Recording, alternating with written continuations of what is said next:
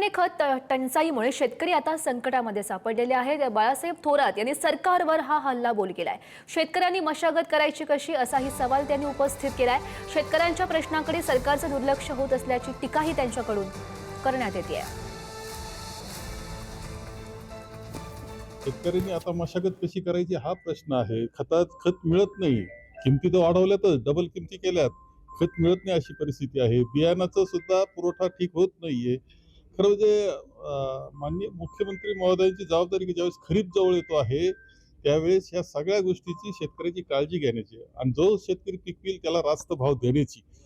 मला वाटतं दुर्दैवानं हे केंद्र सरकार असेल किंवा राज्य सरकार असेल यांचं बिलकुल शेतकरी किंवा सामान्य माणूस, महागाई असेल, तरुणाची बेरोजगारी असेल, या बिलकुल त्यांचं लक्ष नाही, ही वस्तुस्थिती आहे।